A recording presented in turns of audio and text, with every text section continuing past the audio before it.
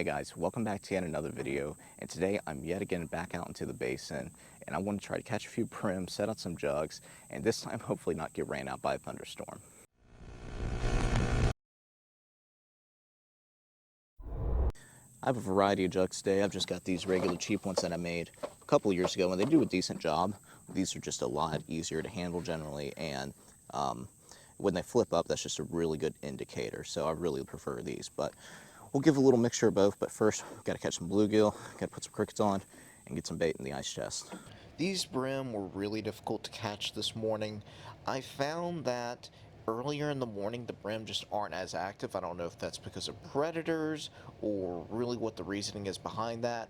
But once I found a single bite, I just stuck in that same area, continued to try to get a bluegill in that same particular area, just because it was so slow. Now, the later it got, especially around 9:30, the bite really started picking up, and that's when I caught most of the bluegill that we use for bait today, in this case. When it comes to cutting these bluegill for bait, I like to cut the tails off, and then you can usually cut a medium-sized bluegill, about 6.5 inches, into 3 sections. Now these small ones, they still make good bait, and the only reason I don't leave them whole is I want some of that oil from the meat to come out, so I'll cut the tail off, because again, that's just going to wrap your line up and it's just going to cause you more pain. And then these small ones, you just cut them in half. That's still plenty of bait for blue catfish. That will be enough on a hook. You don't need a whole lot. Now the bait's cut up, I have circle hooks on all my lines. That way these catfish will hook themselves.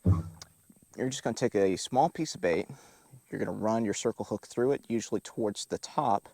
And bluegill are pretty tough. They'll stay on the hook pretty well, so you don't have to worry about it falling off, especially if they're fresh.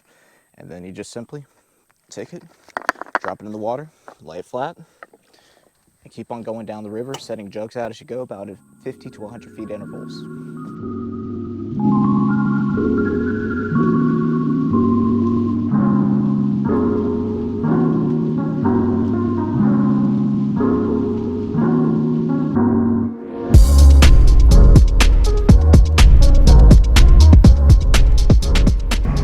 Came back here to check the jugs. I have a few friends with me that I've never jugged before, so they're going to run through these lines and check them, and I'm going to get some action of them actually get these things out of the water and seeing what's on them. Got one? That's a pretty good one. Is that your first catfish on a jug? Uh-huh. That's awesome. Congratulations. There's one catfish. Not bad at all.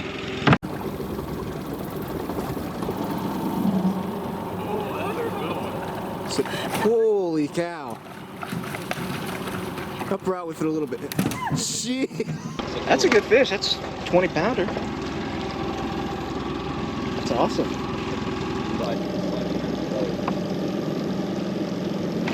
On top of it right now. Oh, under the boat.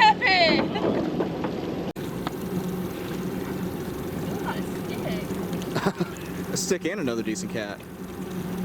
That's awesome. Just pull this jug out, straighten that hook completely out. I'm gonna have to get some heavier gauge hooks, probably 8/0 or something. These are a little thin anyway. It was a pretty successful day today with 3 large catfish, but it's finally time to wind things down. And guys, I really do hope you enjoyed this video, and if you did, please make sure to share, like, subscribe for more, and thanks for watching.